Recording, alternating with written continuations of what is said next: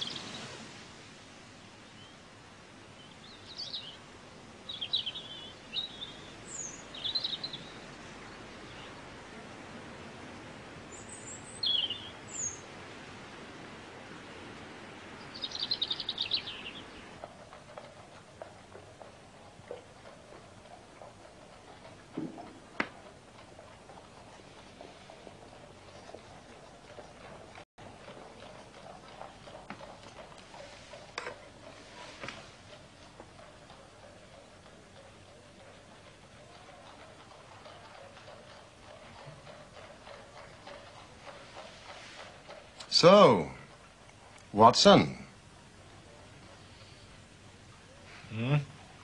You do not propose to invest in South African securities?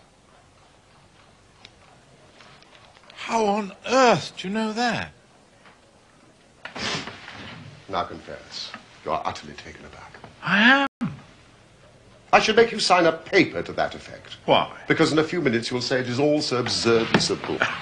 I should say nothing of the kind. You see, my dear Watson, it is not really difficult to construct a series of inferences, each dependent upon its predecessor and each simple in itself. If after doing so one simply knocks out the central inferences and presents one's audience with the starting point and the conclusion, one may produce a startling, though possibly a meretricious effect. I can tell by an inspection of the groove between your left forefinger and thumb that you've decided not to invest your small capital in the goldfields. I can see no connection. Very likely not. But I can quickly give you a close connection. Here are the missing links in the very simple chain. You had chalk between your forefinger and thumb when you returned from the club last night. You put chalk there when you play billiards to ease the cue. You never play billiards except with Thurston. Now, Thurston, you told me 4 weeks ago, had an option on some South African security which expired in a month and which he desired you to share with him. Your checkbook is locked in my drawer, and you have not asked for the key, so you do not propose to invest your money in that manner. How absurdly simple. Quite so.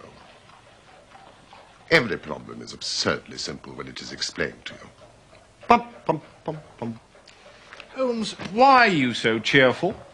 You're unemployed, you have no case to solve. Now, normally that produces black moods and the infernal lethargy of the cocaine bottle. You have not used the logical principles which I constantly expound. Sherlock Holmes is cheerful, so Sherlock Holmes must have a case. Pah! See what you can make of that, friend Watson. Why, Holmes, it's a child's drawing. Ah, is that your idea? Well, what else should it be? Well, that is what a Mr. Hilton Cubitt of Ridlingthorpe Manor, Derbyshire, is anxious to know. That conundrum came by the first post, and he is to follow by the next train.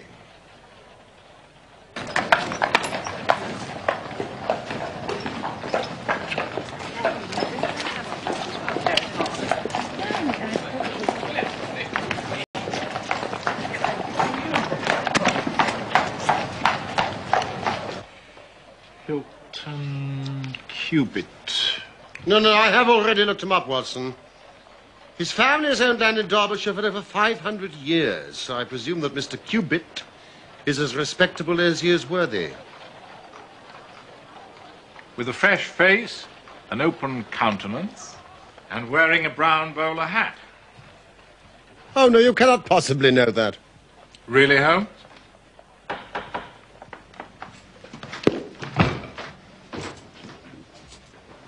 You will stay and keep a record of the case. My dear fellow.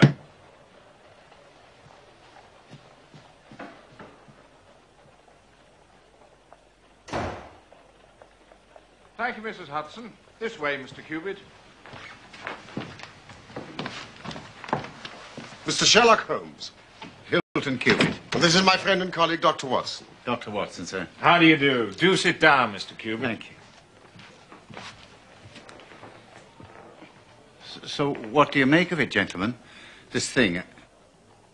Have you had time to study it?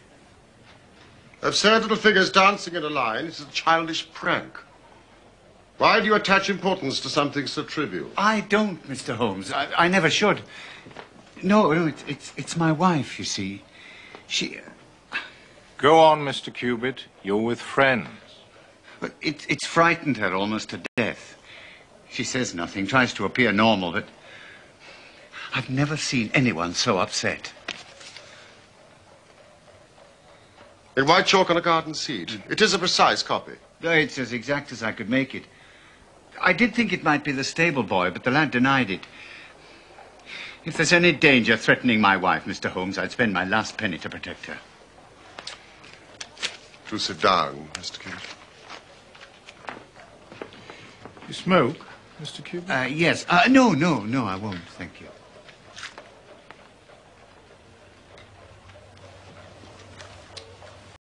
Tell us about your wife, Mr. Cubitt. Well, I've always lived in Derbyshire, Ridlingthorpe Manor near Matlock. I was a bachelor and thought I'd remain one, until 3 years ago I came down to London on a visit. It's a rare thing for me, but... Well, I had a mind to see the Queen's Golden Jubilee. I put up at a boarding house in Russell Square because Parker, he's the vicar of our parish, he was staying there. There was also a young American lady staying there. Patrick was her name, Elsie Patrick. Well, we were both alone and we became friends.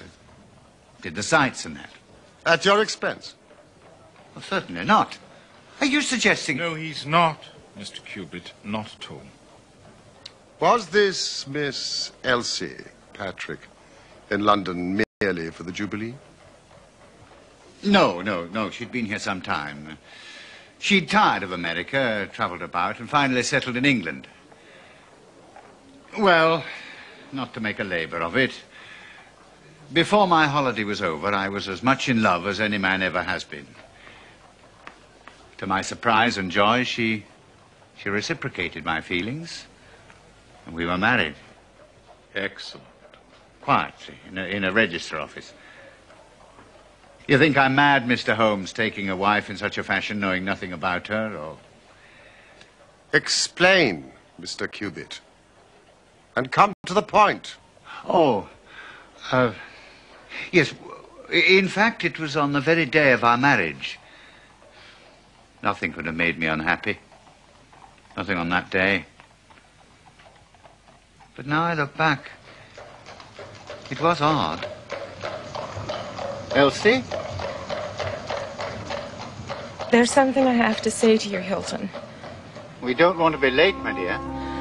I've put it off till now, but I must still give you the chance to change your mind.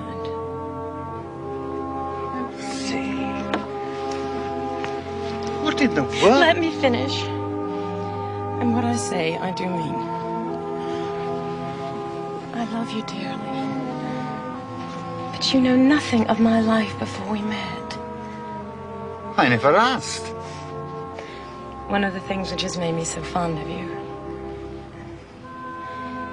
If you marry me, Hilton, I promise you marry a woman who has nothing personally to be ashamed of. But you'll have to take my word for it and allow me to be silent forever as to my life before we met. If that's too much to ask, then you must go back to your Derbyshire and leave me to the lonely life in which you found me. It's little enough to ask, and I shall never let you go. These have been the happiest 3 years of my life. And when did the first cloud cover the sun of this great happiness? You have a way of putting things, Mr. Holmes. And you have a way of prevaricating with your answers, Mr. Cubitt. Well, it was some months ago, May, in fact. Hilton! Hello? Here, in the drawing room! Well, what do you think? Yes, great improvement. Thank you, Saunders. I met the postman saved him a journey. There's a bill. There's one for you. An American stamp. Chicago. Oh, I hope luncheon's ready. I'm ravenous.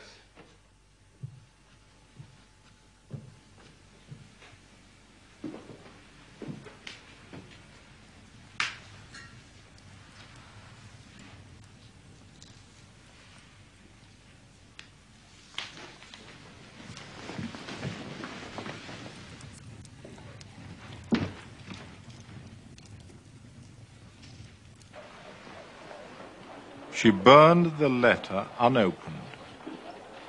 Yes. I don't know why. Of course you don't. America's her past, and the subject of a solemn promise. Yes, but she's not had an easy hour from that moment. If only she'd trust me.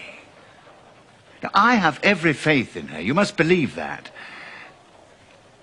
Whatever there was in her past, I'm sure it's no fault of hers. And the dancing men. Oh, yeah. Well, I thought she was getting over the letter, and then these drawings appeared. I mean, it's just a childish scrawl, but it made everything worse than before. Well, I couldn't just leave it. And it wasn't the sort of thing I could take to the police, for they would have laughed at me. So I've come to you. Don't you think, Mr. Cubitt, that your best plan would be to make a direct appeal to your wife and ask her to share her secret with you? A promise is a promise, Mr. Holmes. If Elsie wishes to tell me, then she will. But I have no right to force her confidence. However, I do feel entitled to take my own line, and I will.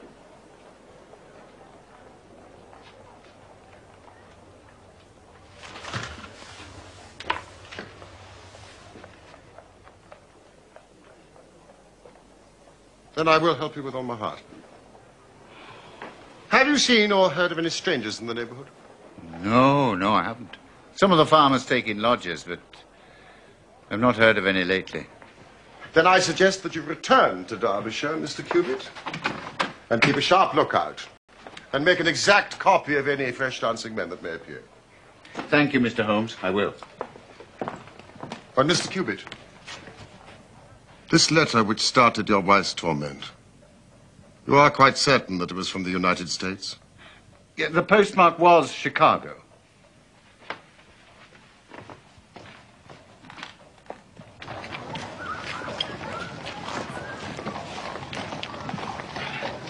Goodbye. And don't worry.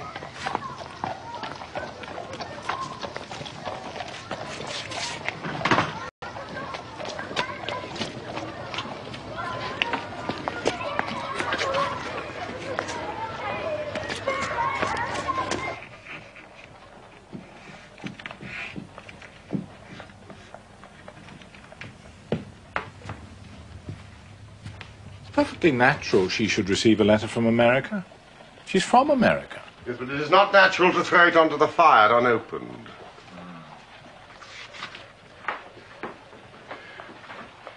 beginning to look like semaphore. You have read my monograph on secret cipher. Some of it. I found it rather heavy going. It evidently has a meaning. If it is purely arbitrary, it may be impossible to solve. However, if it is systematic, we should be able to get to the bottom of it. But we need more messages, and preferably long ones. Well, I doubt if Hilton Cubitt would agree with that.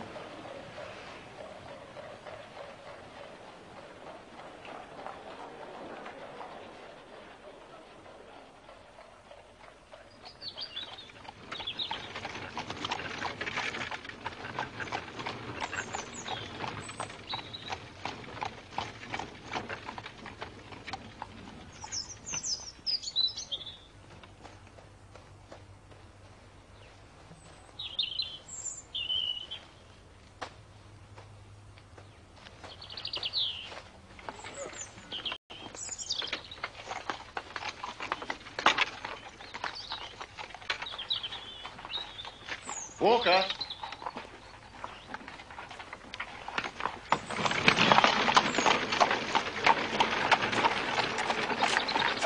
You know anything about this? No, sir. I've not been on the front all day. Has Mrs. Cubitt been out here? I've no way of knowing. Have I? Sir. When I've done this, I want you to wash it off and tell no one about it, and then come to me. I shall have an urgent letter for you to post.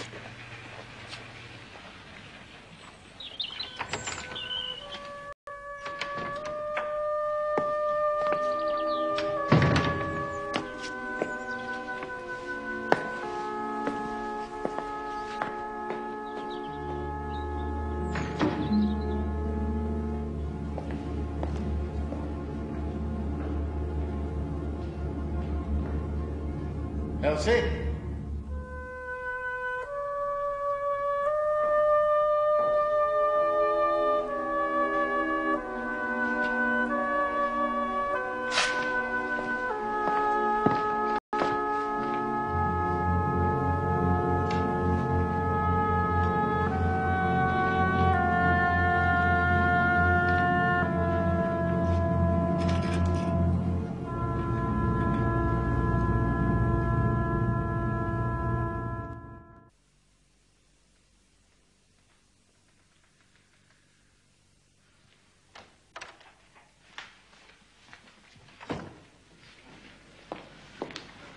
Elsie? What are you doing?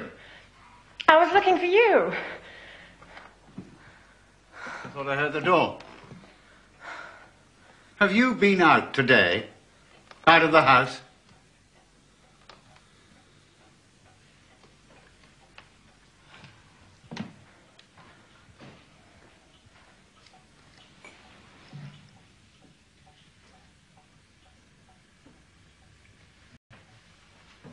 Hilton, come to bed. Everything will look better in the morning. Will the drawings look better? Will the dancing men look better? Why do they fuss you so? Fuss me! They're just a joke, a bit of mischief.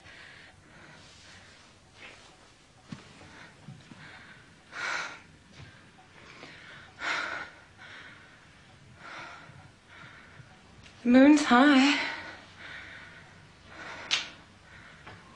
Where I come from, they say a moon like that drives you crazy.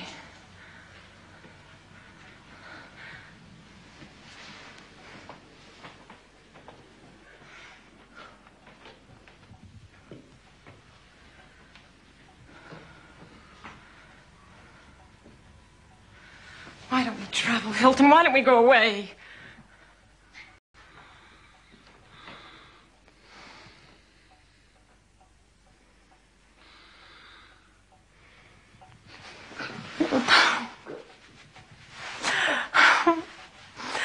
I love this place as much as I love you. Hilton.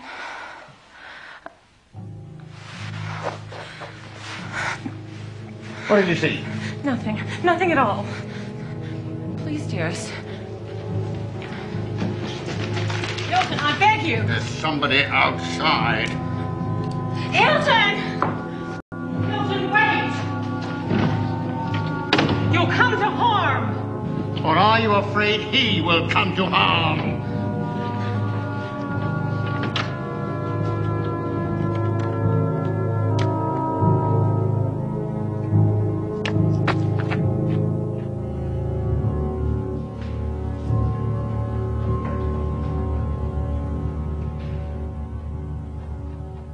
These two are identical.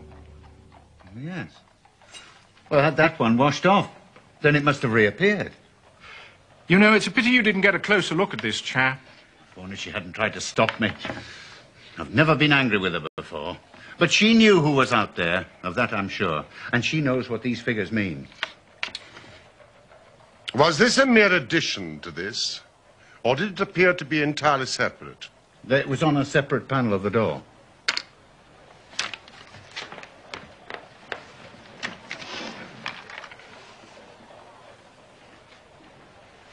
Well, I know what I'm going to do. I shall go home. I shall put half a dozen of my lads in the shrubberies. If this fella calls again, give him such a thrashing, he'll leave us alone in the future. Well, that would be one way. Mr. Cubitt, this case is too deep for such a simple remedy. I must go now. I've come to catch my train. I'd not leave Elsie alone at night for all the rain. Quite right. Good day, Mr. Cubitt. We will join you in a couple of days, and be patient. Goodbye, Dr. Watson. I'll find my own way. Bye. Weren't exactly sympathetic. He doesn't come to me for sympathy.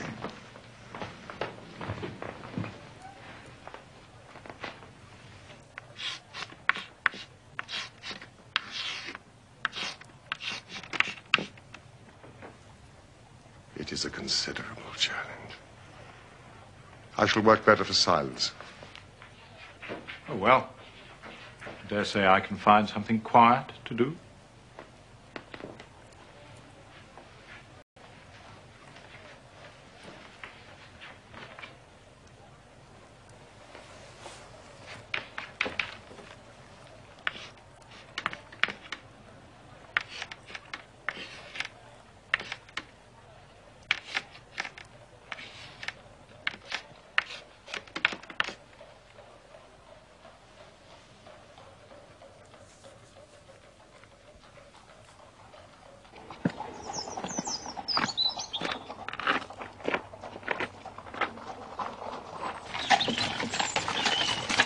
Whoa. Sir, Where did you find this? down by the garden bench. Will that mean you'd be wanting me to take another letter for London, sir? Well, I'll have to get a move on if I'm going to catch the last pause. Walker, just do what you're told.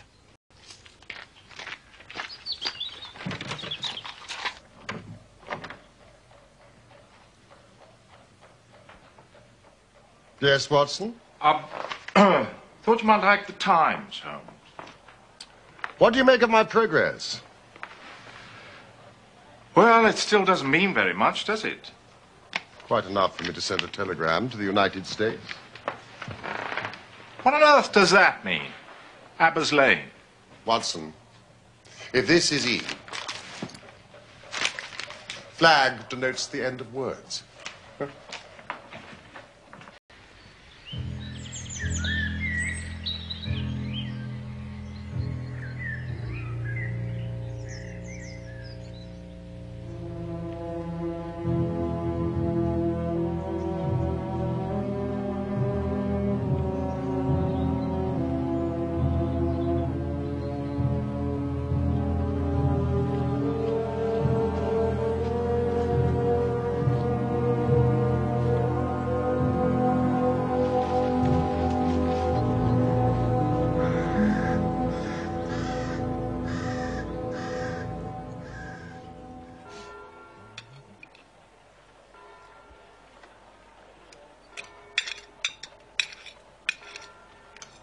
Oh.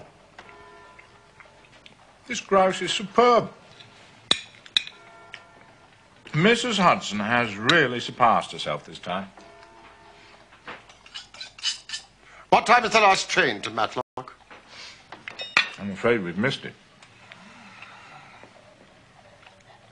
Holmes, I do wish you would try and eat a bite. I just need an answer to my telegram from America, and the story is complete.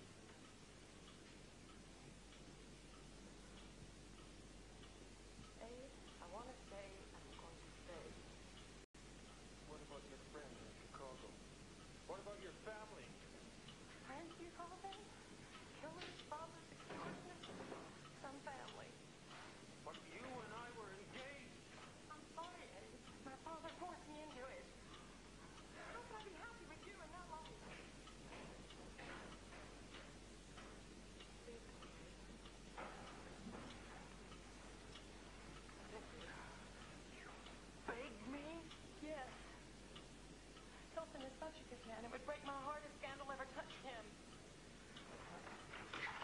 Here's money. It's all that I have.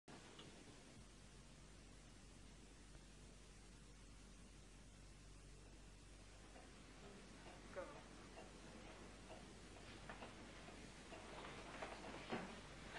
No!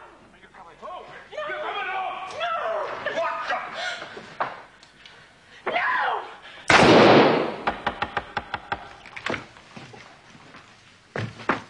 Watson! What the devil's going on? An answer to your telegram? No, it's another letter from Hilton Cubitt.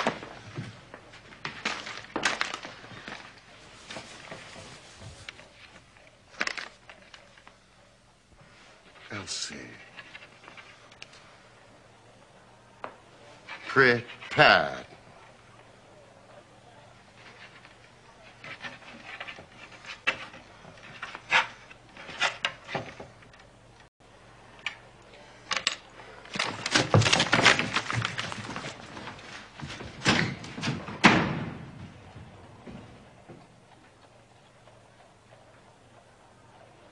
Mr. Holmes, sir. Thank you. It's from Wilson Hargreave of the Chicago Police Bureau. In reply to your inquiry, Abe Slaney is one of the most dangerous men in Chicago.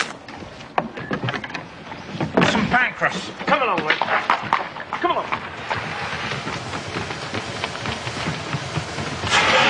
There's the cab. Ridley Thorpe Manor, gentlemen. As fast as you can. How do you know? Expect you're the surgeon from London, sir. I beg your pardon. What makes you... She's not dead yet, sir. You may be able to save her. But she's for the gallows. The gallows? Why, that's her. She murdered her husband.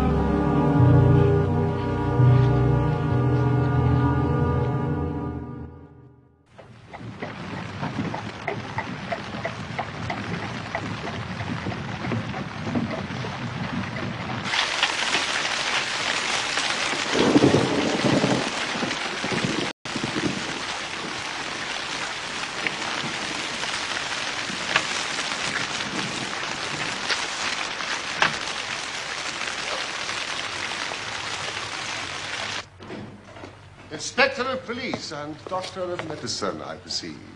Yes, indeed. Inspector Martin, Derbyshire Constabulary. And I'm Dr. Carthew, the surgeons. This way, gentlemen. This is Mr. Sherlock Holmes. And I am his friend and colleague, Dr. Watson. Mr. Holmes? But what do you know of this business? A good deal. Mr. Hilton Cubitt was my client. But the crime was only committed at 3 o'clock this morning. How could you hear of it in London and get to the spot as soon as I? I anticipated it. We came in hope of preventing it. And you must have important evidence of which I am ignorant. Only the evidence of the dancing men. The dancing men? Now, I will explain all that to you later. Since we are too late to prevent this tragedy, I am anxious to ensure that justice is done. Will you associate me in your investigation, or will you prefer that I should act independently? I should be proud for us to work together, Mr. Holmes. But I must warn you, there seems very little to investigate. Mr. Hilton Cubitt has been shot through the heart and he's dead. And Mrs. Cubitt? Seriously wounded. The bullet passed through the front of her brain and she's still unconscious. Excuse me, gentlemen. Only one gun has been found, lying on the floor between them. 2 bullets have been fired. With respect, Mr. Holmes, it seems quite clear that Mrs. Cubitt murdered her husband and then turned the gun upon herself. But they were a most devoted couple. The murder room's through here, Mr. Holmes. No. I would like to start by interviewing the servants. And I beg you, nothing, absolutely nothing, is to be moved. Is this the way to the kitchen?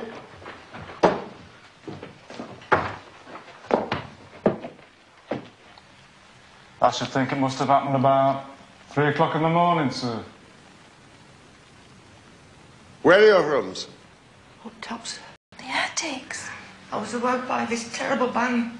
An explosion, it's the only word. Then about a minute later, there was another bang, only not so loud. What did you do? I came downstairs, sir, expecting to find Mr. Cubitt up and about chasing burglars and the house on fire. And the bedroom door was open.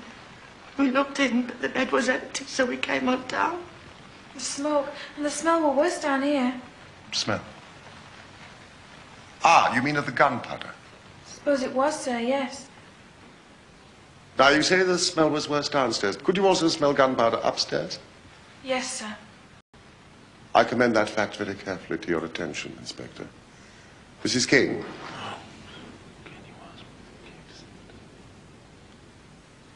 Would you like to sit down, Mrs. King? Now, was the library door open when you reached it? Open, yes, sir. We could see the candle alight on the table, and so we came in. And then... as terrible a thing as ever I saw or ever feared to see. She was terribly wounded, sir.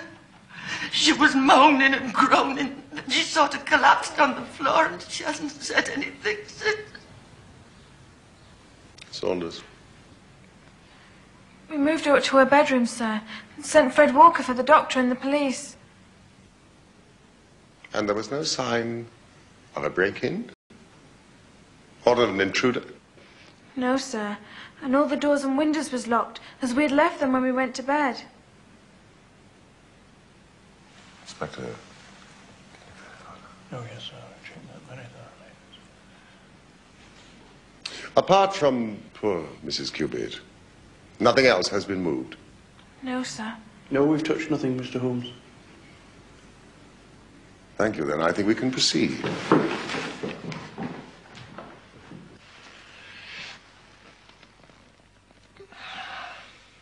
Almost instantaneous death, presumably.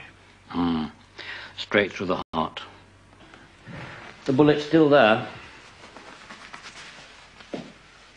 What about the bullet that wounded Mrs. Cubitt? That's still in her as well. It will take hands more nimble than mine to move it. Is this Mrs. Cubitt's handbag? Yes, it is, Mr. Holmes. At least 20 £50 notes. A bribe that failed. So, 2 bullets fired, 2 wounds inflicted, as you said. Yes, Doctor. Then how do you account for the bullet that has so obviously struck the window frame? By George, however did you see that? Because, Dr. Carthew, I looked for it. Wonderful. Why, the bullet's still there. So a 3rd shot must have been fired. Which means that a 3rd person must have been present. Exactly. When you came into this room last night, you say that the door was ajar. Was not that window also open? I don't know, sir. I think... No, sir. It was shut. Saunders, will you and Cook wait in the library? And you, Walker. Dr. Carthew, you may remove the body.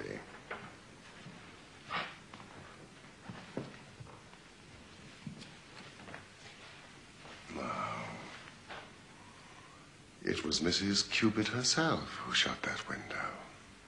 If Saunders and the cook smelled smoke and gunpowder upstairs, then there must have been a strong through draft. Otherwise, it would not have spread so quickly through the house. We know that door was open. That window, too, must also have been open, but only for a short time. Why only for a short time? Because the candles had not guttered. There isn't a trail of wax. Wonderful. Wonderful. If the late Mr. Hilton Cubitt fired the bullet which pierced the window frame, he must have been aiming at someone who was standing either inside or just outside the window. Oh, thank you, Inspector. Which means that the bullet which killed Mr. Cubitt could have been fired by some... Inspector, your thoughts and mine agree entirely.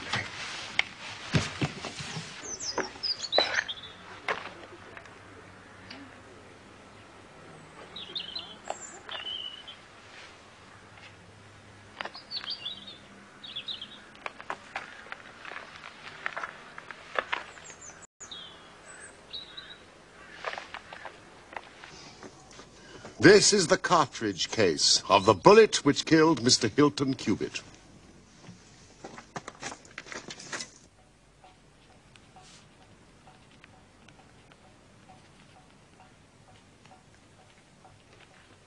Holmes? If 3 shots were fired, why did Mrs. King and Saunders only hear 2 shots? They were telling the truth, but lied without realizing it. I'm not sure that I follow you. You remember what Mrs. King said? I was awoken by this terrible bang. An explosion. It is the only word. And then, a minute later, there was another bang, but not so loud. The first bang was 2 shots, fired almost simultaneously. One from the window, which killed Hilton Cubitt, and one from Hilton Cubitt, which missed and went into the window frame. And the 3rd shot? The saddest of all, Mrs. Cubitt,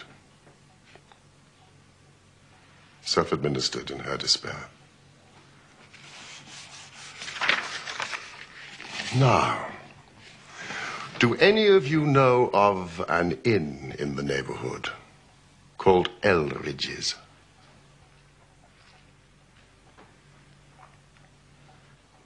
There's a farmer of that name. Lives some miles off, in the direction of Millbrook. Is it a lonely farm? Very lonely, sir. Then it is just possible that the news of what happened here last night has not reached them. Maybe not, sir. Excellent. Walker. I want you to take this note to a Mr. Abe Slaney of Elridge's farm. Do not say that the note is from me. And make no mention of what happened here last night. Now, you understand? Yes, sir. Thank you, Walker. I am expecting a visitor in answer to my note. Now, Saunders. He will ask for Mrs. Cubitt. I want you to show him into this room. I want this house to look quite normal, and you must not give anything away of what has happened. Very good, sir. Now, I suggest you return to your duties. And Dr. Carthew, I suggest you return to your patient. Oh, Mrs. King. Your mistress is quite innocent.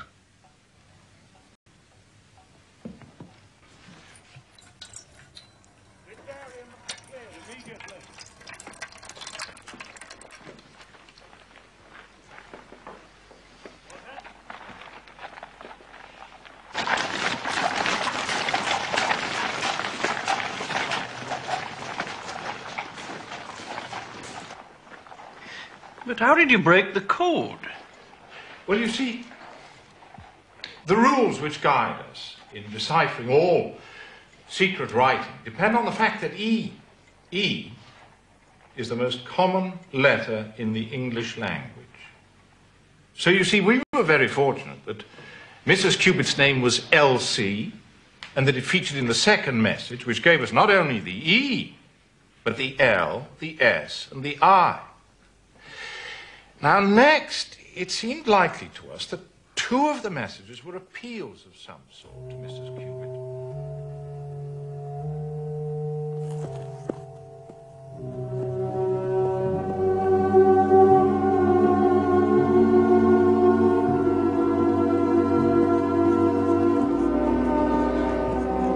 By adding the T and the G, the message reads, "At Eldridge's, come Elsie."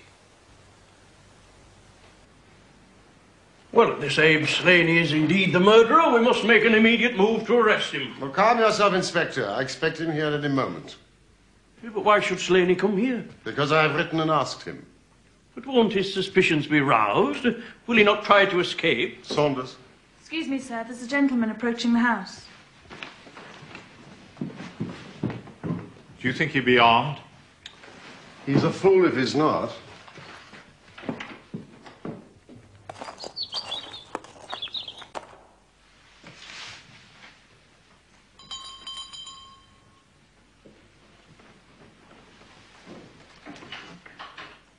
Good day, sir.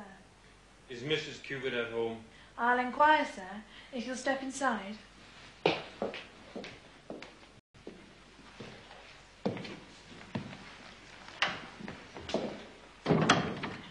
What name shall I say?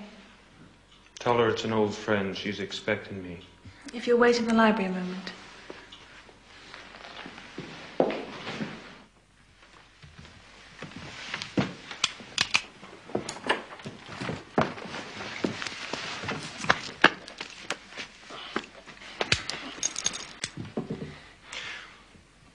Well, gentlemen, it looks like you've got the drop on me, but what the hell is going on? Abe Slaney, I believe. What if I am, and who are you anyway? My name would mean nothing to you, though I suspect that of Wilson Hargreave of the Chicago Police Department will. I see that it does. Mr. Slaney, you should know that Mrs. Elsie Cubitt is very seriously ill. I don't believe you. This is some cheap trick. Mrs. Elsie Cubitt wrote me a note just an hour ago. A note that only I can understand. What one man can invent, another can discover. I'm here, Abe Slaney, at Eldridge's. Come, Elsie. And your last note to her, Elsie. Prepare to meet thy God. And this? You wrote that note? But you were lying about Elsie. Slaney, when you shot and killed Hilton Cubitt, Elsie Cubitt, in her despair, attempted to kill herself and is now at death's door. No. No! I gotta see her! I gotta see her! I love her, for God's sake! Elsie! I love you, Elsie! Elsie! Elsie! I believe that she fled from America to avoid you. Because you followed her and made her life a misery, she now lies under grave suspicion of murdering the husband she loved. The least you can do is to clear her of that. I guess the very best case I can make for myself now is to tell you the absolute naked truth. It is my duty to warn you that it will be used against you. I guess you probably know that Elsie's father's the most powerful man in Chicago. One of the most powerful criminal men in Chicago. It was he who invented the dancing men. We used it as a code in the old days. I've known Elsie since she was a child. She was promised to me. I may have threatened her, but I wouldn't have touched a hair on her pretty head. But you're right. She hated the whole Chicago business. That's why she ran away to Europe. It was only after her marriage to this Englishman that I was able to find out where she was. I wrote to her, but I got no answer. She burned your letter. She was happy in her new life in Derbyshire. I came here to England to take her home. I sent her notes.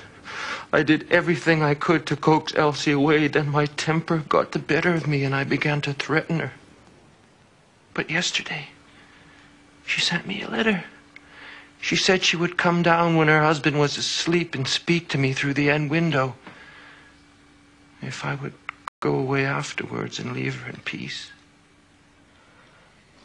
Can I make you see?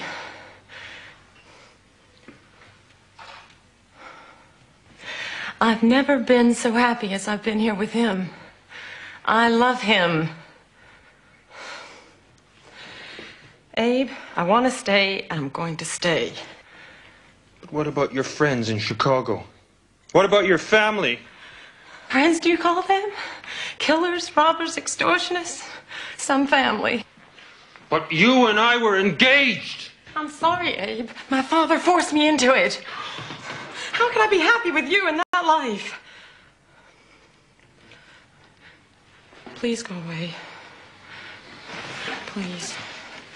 I beg you. You beg me? Yes. Hilton is such a good man. It would break my heart if scandal ever touched him. Here's money. It's all that I have.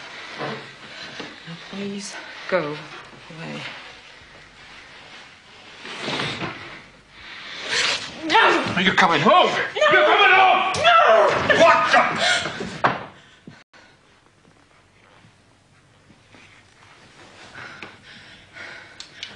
No!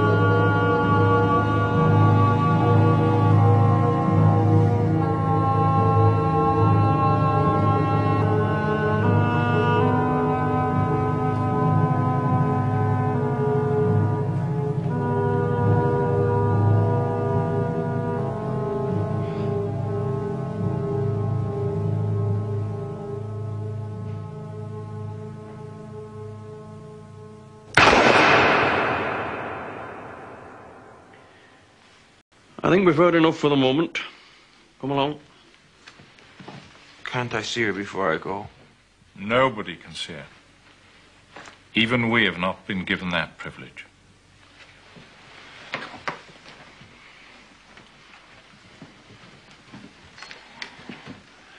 Mr. Holmes, I hope that if ever again I have an important case, I shall have the good fortune to have you by my side. Good afternoon, and thank you.